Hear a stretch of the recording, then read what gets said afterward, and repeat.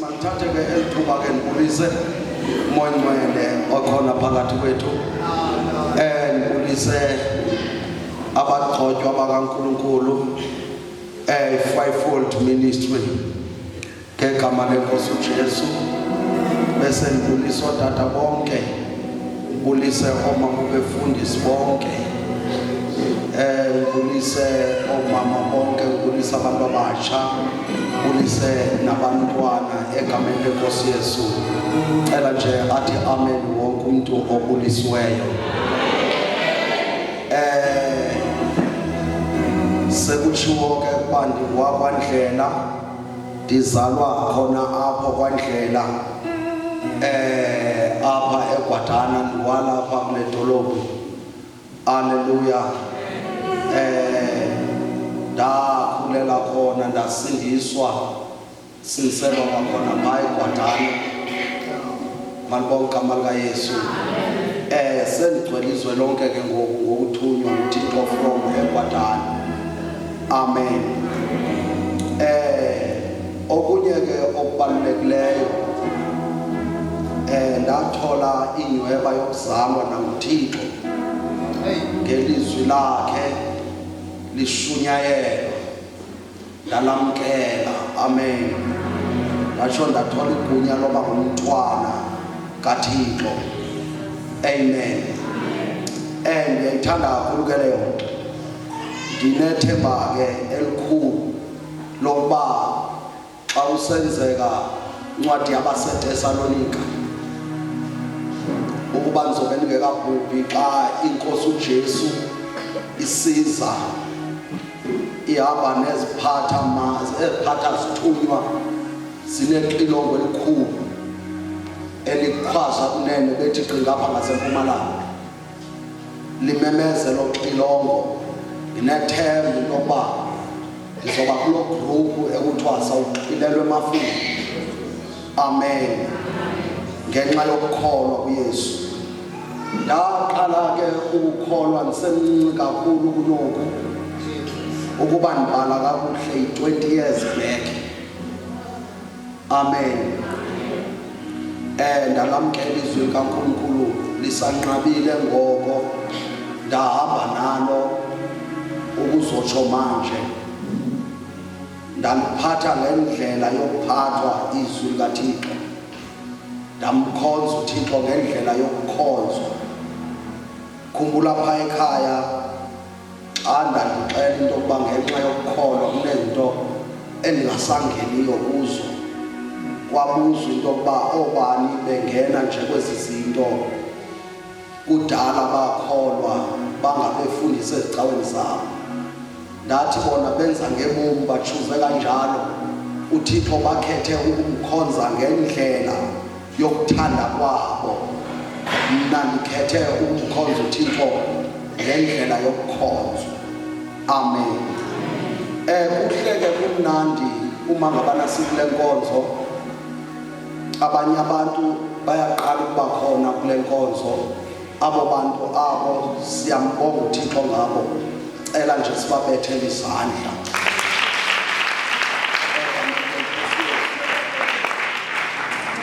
le nkonzo nje ngoba sekutshiwo akajoke uNkosi uNkulunkulu njengoba esitsho xa elapha ayiyo la nkonzo yakho le amen lena yile kaThixo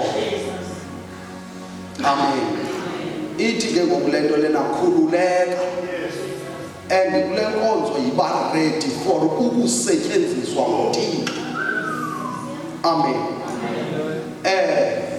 ingabi ngathi uzobukela ibhola in fact bangcono nabantu abazobukela ibhola ngoba bayaxhuma benza yonke lento ube ready for ukusetyenziswa nguThixo not kudala mina ngitsho ngoku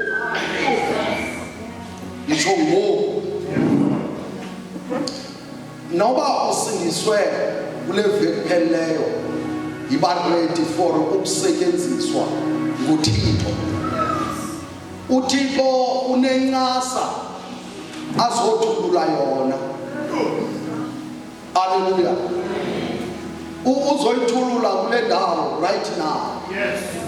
lena inkonzo kamoya oyingcwele.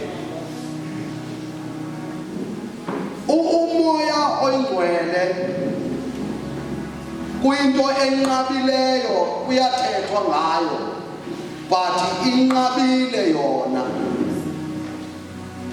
Umoya oyingcwele ungamandla okukholwa othi xa ungenwe nguYesu plus nomoya oyingcwele kubuza abantu ba ungenwe yintoni.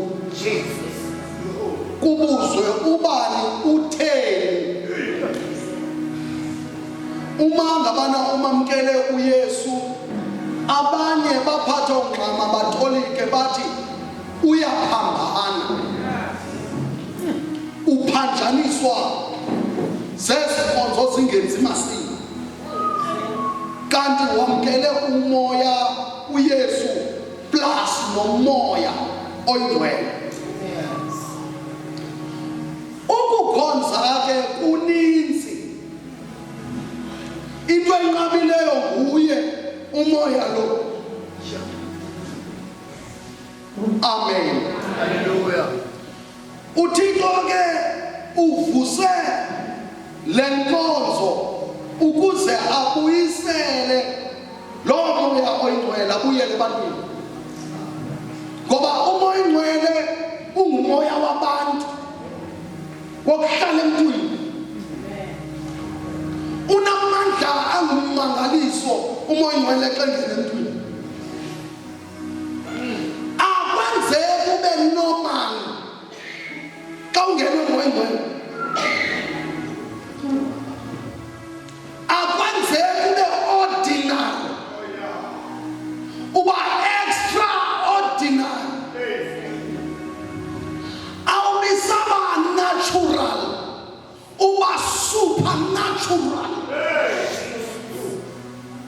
Uba nalento kuthiwa yi-power plus. Ubone into yoba yengeke unamandla but la mandla isingawo wale ndawo. Uyayizwa le nto?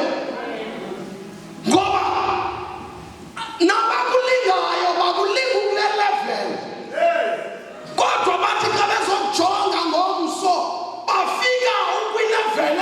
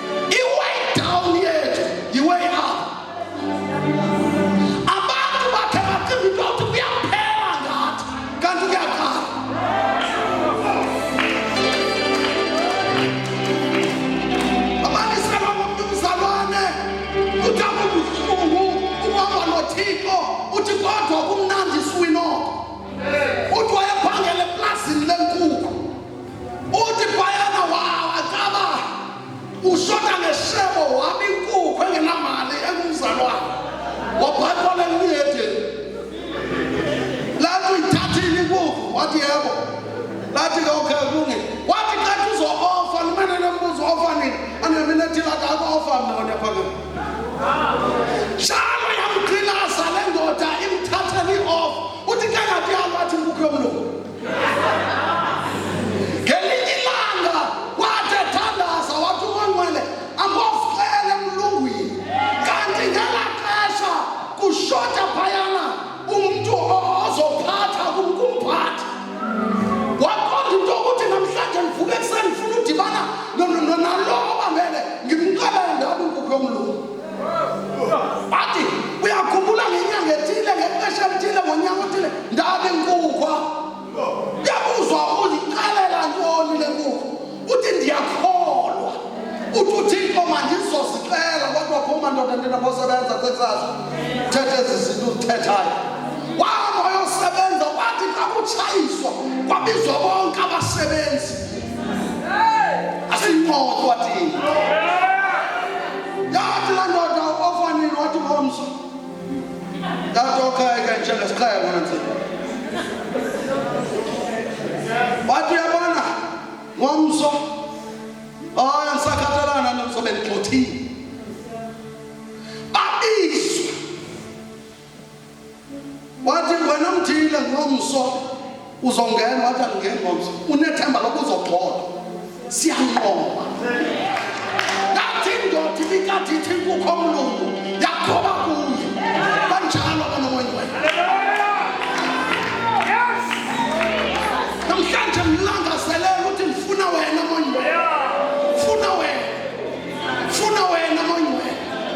Ngifuna wena.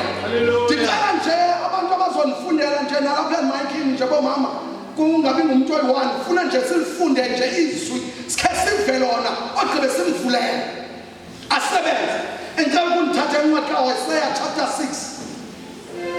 Unifunde verse 1. Owesibini unityhilele encwadi kaJohane chapter 16 verse 13.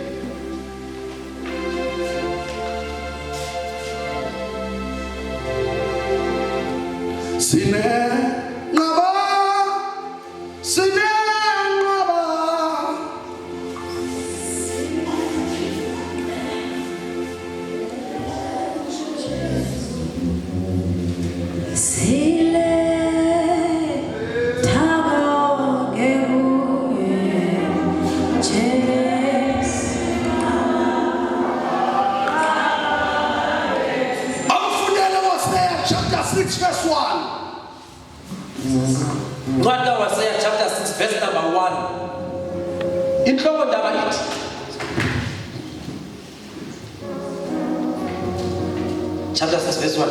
Ukuqaqadeka kukaSirayeli. Verse number 1. Yizani kaloku sibuyele kundikhoyo.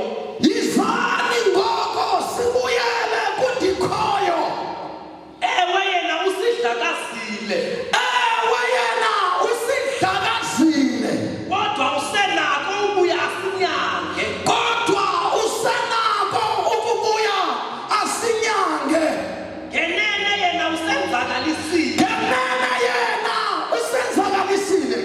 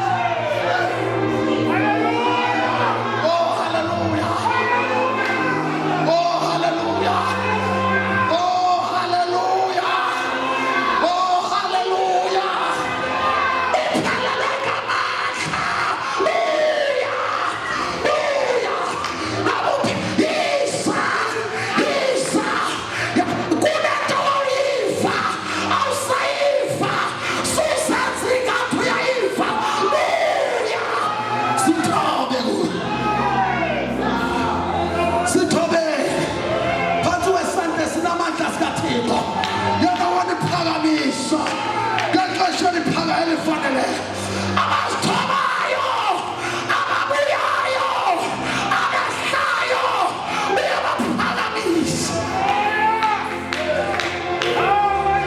Akukho noyedwa othe buyela kuye amlahlele ngaphandle.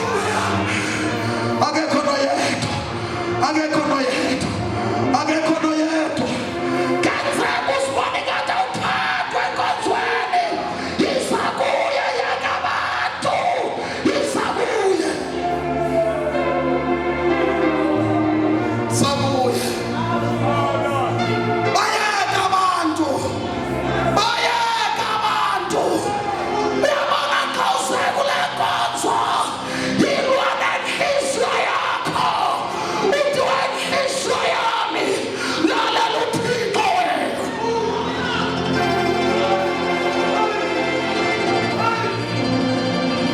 Kenzeka inqondo kuqala nento ezininzi ekufanele yakabantu, yakizizathu, uyela kuye.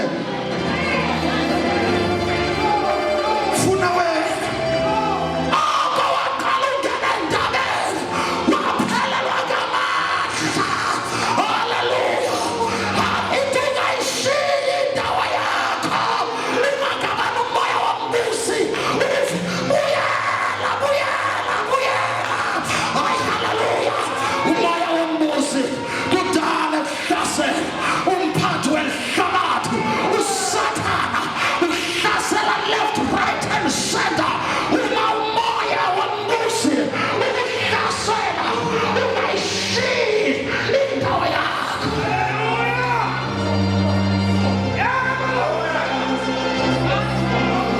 Endaweni yokuma, endaweni yokuma, noba ziyakushaya endaweni yokuma, ungasuki, ungasuki. Sathane ithi iBhayibheli yabona ixesha lakhe lifutshane, usebenza ngokuzikhandla ukuthi akuzuze nawe, akukhuphe ebukumkanini, ayokufake ebumnyameni. Buya namhlanje, buya namhlanje. Funa yena, funa yena, funa yena. Kunabantu abathi xa behlelwa zizinto bathi hayi uThixo ndiyekele. Nendoda yathi ngiyahlupheka, yathi le ndoda ndiyasokola, kwathiwa ingathi khona indawo singqongqo apha emajonini.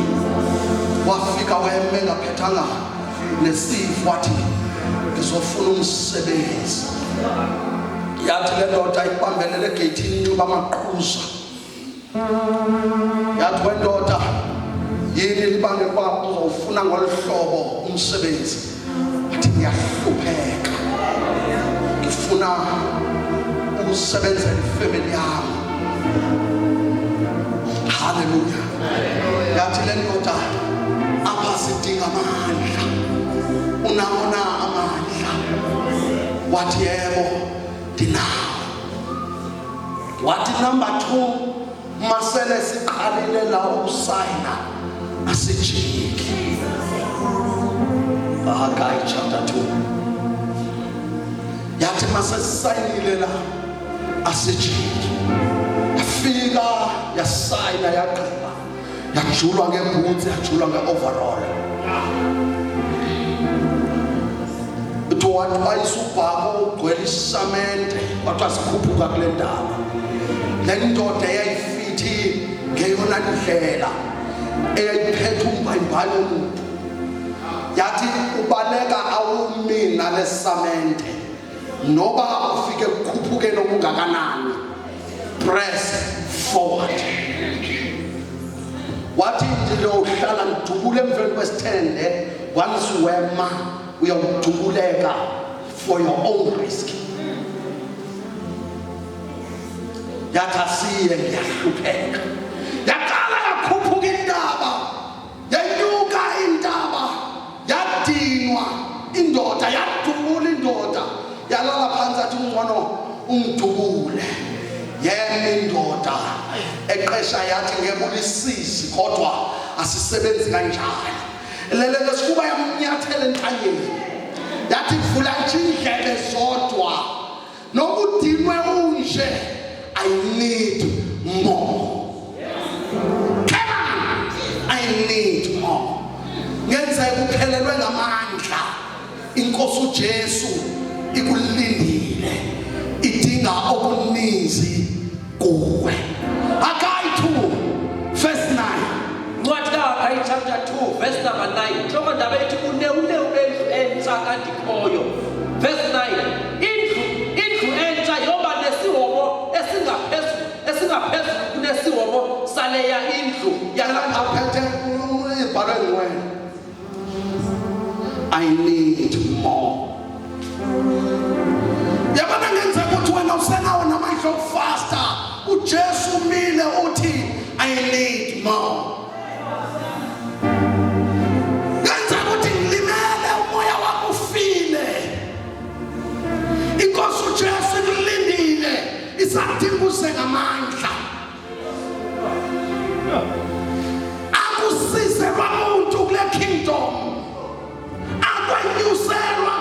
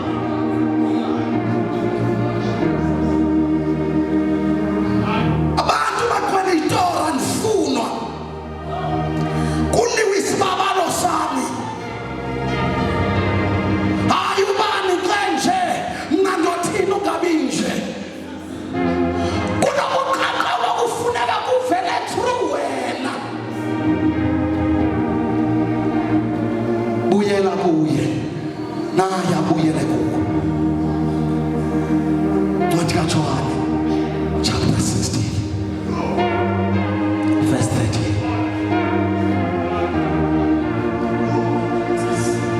Ncwadi kaYohane chapter 16. Ayingencedi inyaniso isenhlizweni yakho noba ngabantu bahamba ukhankasa ngento yokuba ngabantu ufuna uveze into yoba ndinjenje kungenxa yento ethile uyibonile na.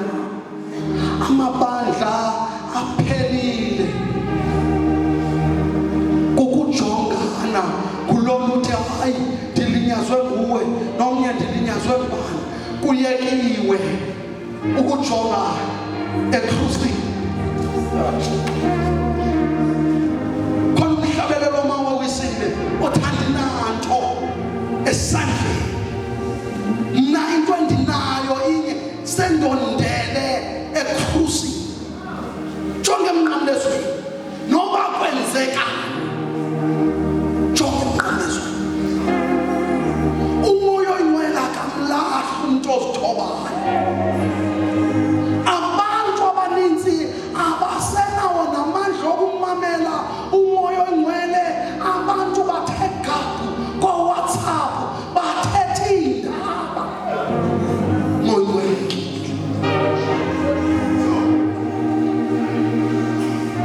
Umoya oyingcwele uyemka xa abantu belibele kuxoxa.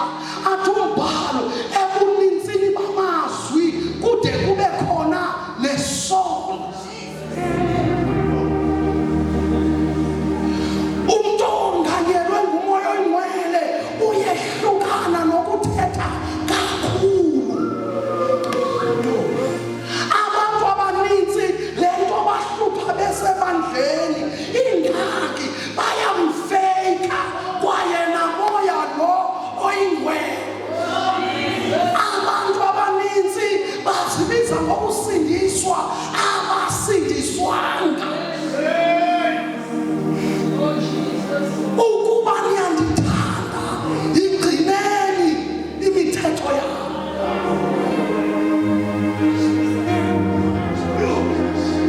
Uma ufuna uvitesti kamoya oyingcwele, haleluya, itesti kamoya oyingcwele sithobe zincame libala nobungubani uzovitesti kamoya oyingcwele. Leyo testi vakala sowunikela. Umoya oyingcwele athi thatha le mali enye yonikela phaa.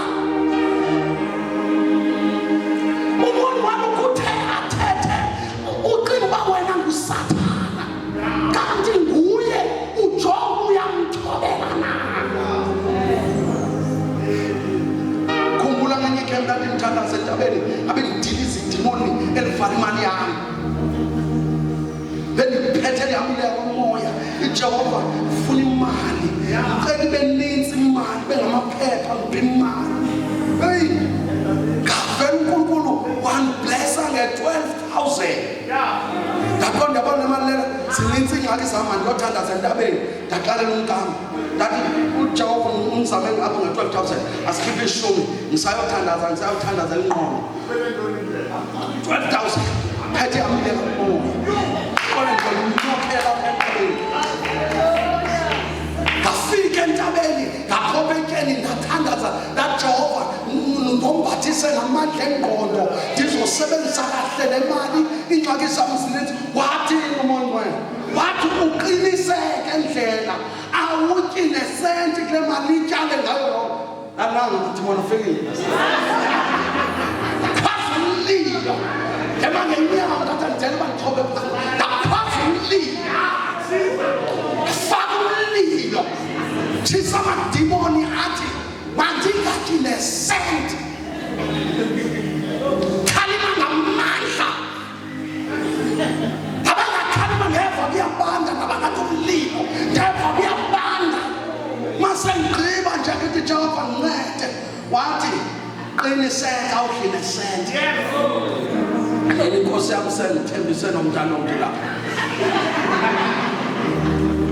entabeni. Azange ngigqibele sikade sinde ndeva into yoba ndehle entabeni ngoba igambutsi ke xa ndiye entabeni wayevuka sikasekhaya wabuza basawufikile na kusevikisi akamkhulu kabona buza uyivile le nto ithethwa nguThixo wathi uthini uThixo ndithi uthi uThixo masityale ngayo yonke le mali singatyi nesenti wathi ayi alelo angiyeke wathetha amazwi wathi ngiyaqwalasela mye nami uma ngabani uThixo ethethe into kuwe izobe eqinisile yenza kanjani ngabe sengiqalisa lathi Nkosi yami ukhatha inhliziyo kodwa mamele yena umamele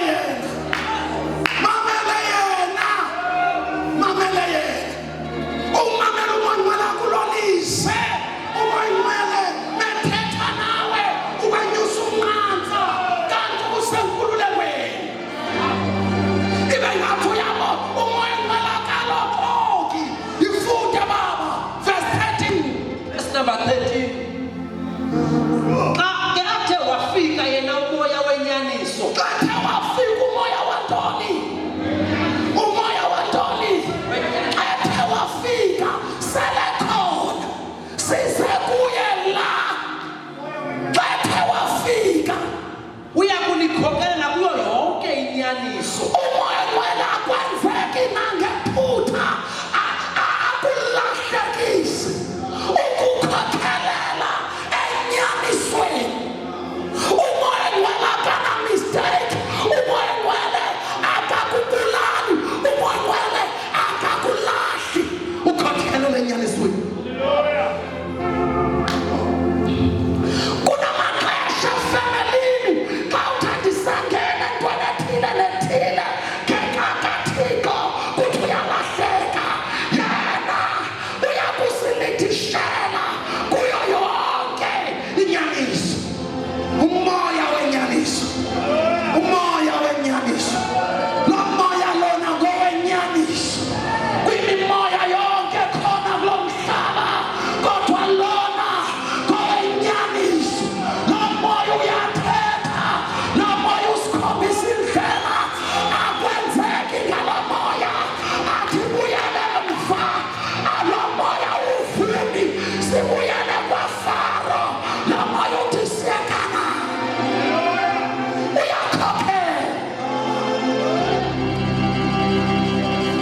lithishela kuyo yonke inyaniso kuxoka namakholwayo kule mini ubonakalayo umoya wenyaniso ikawe yona unayo uyakunikhokelela kuyo yonke inyaniso uyakunikhokelela kuyo yonke inyaniso kuba engayi kuthetha ukuphuma kuye ngoba akayi kuthetha ukuphuma kuye uyakuthetha izinto athe waziva anibikele izinto ezizayo umoya wena usibikela nento ezizayo uyothetha izinto athe waziva ezulwini aphiko mkhulu lethu likho khona aphiko uJesu inqandeve khona uyothetha izinto ezisuke umntwana moya ingcwele akalawulwa kulo mhlaba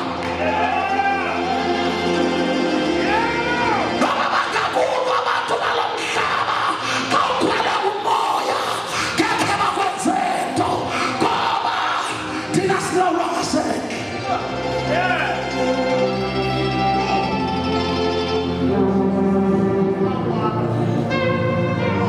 uzawunixelela zonke izinto azivileyo uyathetha lo moya ingcwele athethe sewusedolophini athethe usenza yonke into lo moya ukulithishela enyanisweni yezulu kungenzeka abantu bayakunquma ngenyaniso yalo mhlaba kodwa lona izulu lithi asimazi kuya lapha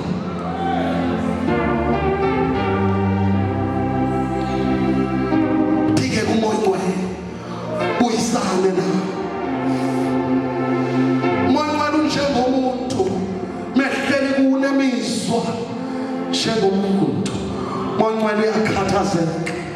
Ithi iBhayibheli ingamenzi ubuhlungu engamlaleli.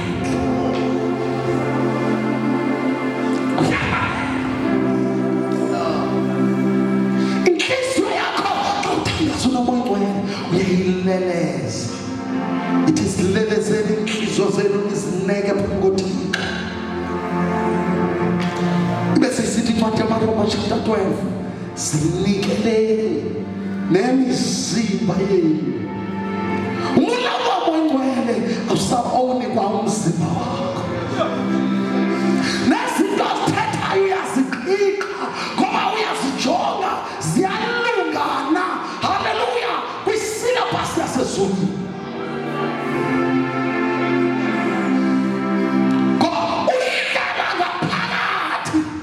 Umoya Oyingcwele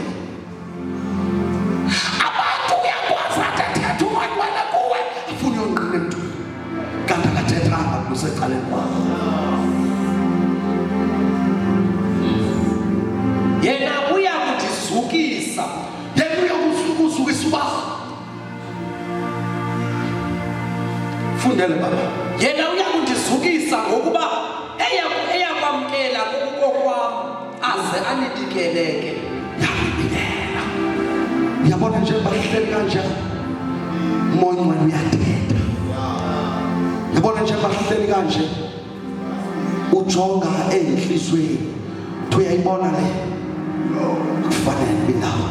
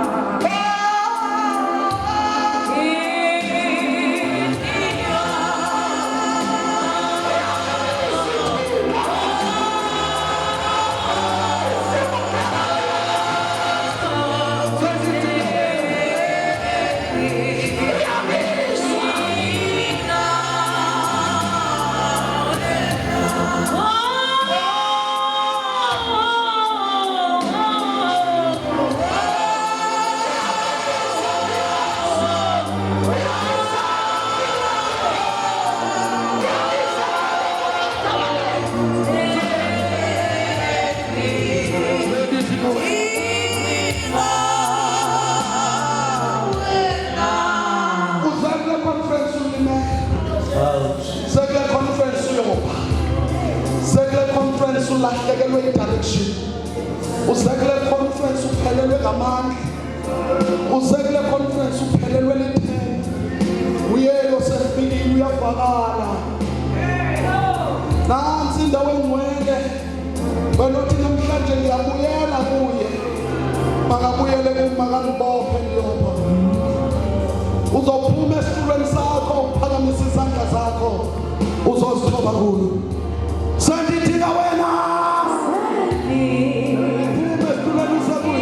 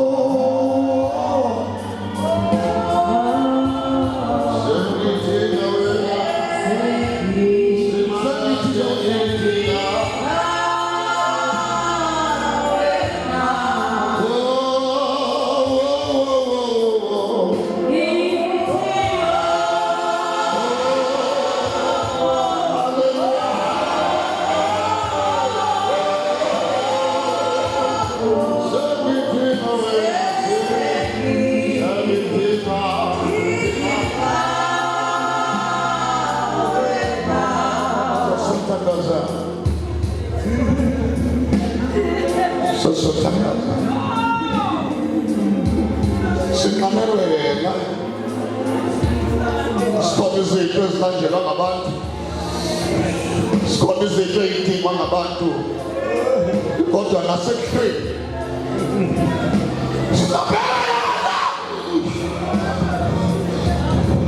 sifuna yena.